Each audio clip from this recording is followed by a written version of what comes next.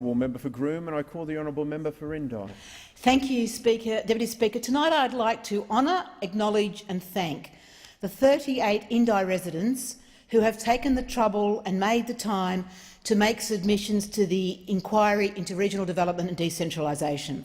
20 organisations, 7 of the 9 local government, numerous businesses and individuals. And I'd particularly like to acknowledge the role of NISE, Youth for Indi, who actively worked with the young people in my electorate to get their involvement, to Mitch, the teacher at GoTAFE, who coordinated and helped, to Leah, Noni, Georgia and Casey, the staff who made such a difference. Colleagues, the Indi way is alive and well in my electorate.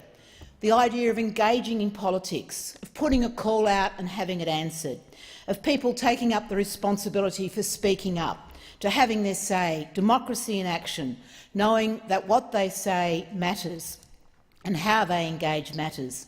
And the submissions, the publication of them, it's on the website now and people can follow it up. The next stage with the process is we have had the submissions come in, we're now having hearings, and in my electorate I'll publish the Indi submissions and they'll inform the process of the kitchen table conversations and the Indi summit, which we'll have next year, leading to policy formation for the next state and federal election. And with the inquiry, I'd particularly like to acknowledge the role of the Prime Minister in supporting it, and the Chair, John McVeigh, the member for Groom, and the 9 other committee members. We've got 4 Liberals, 2 Nats, 3 Labor and me, so it truly is a representative committee.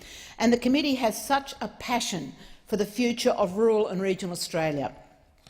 And altogether we've received 174 submissions. Last week we were in Bendigo, Launceston and Burnie. As soon as Parliament rises, we go across to Western Australia, to Darwin, to South Australia, to Northern Territory and Queensland over the next 4 weeks. So truly, what I want to say tonight is that this inquiry is about getting best practice. It's about working out what the government can do and what the role for business is. It demonstrates that for regional policy to work, to deliver better education and job opportunities, economic growth, infrastructure and a healthy, vibrant community, we need to work together, Commonwealth, state, local and community and individuals. And this is what we have seen in the submissions from Indi and those people who presented at the hearings in Wodonga. So to those who answered the call, thank you. To those who shared your knowledge, thank you. Thank you for telling us what works and what best practice is. And I look forward to being part of the draft report, the recommendations and forwarding the draft copy for feedback before Christmas.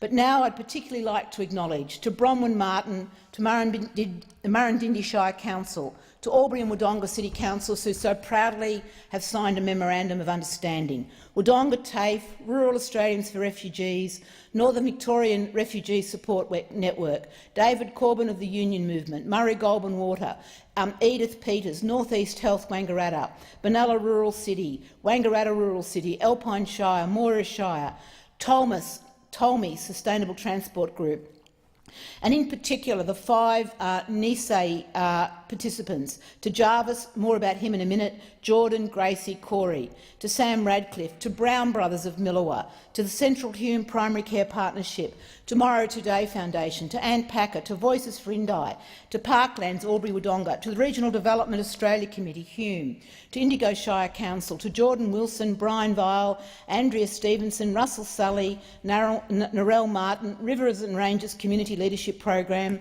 Peter Kenyon, Beverly Dick, Michael Goebel, Hume, Murray Hume Business Enterprise Centre, La Trobe University, and there's more. But I want your names to go into the record because I want you to know it matters, that your voice is coming to Parliament and we care about what you say.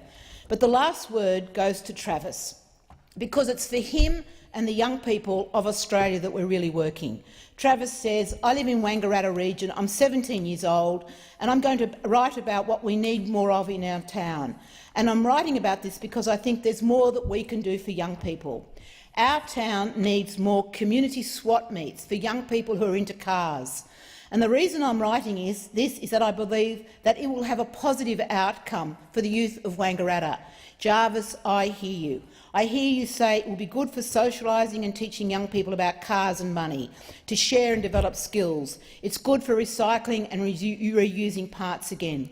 So to Jarvis and to all the people who contributed, but to particularly the young people of North East Victoria. We hear you. Parliament hears you. Thank you. The member for Tangney.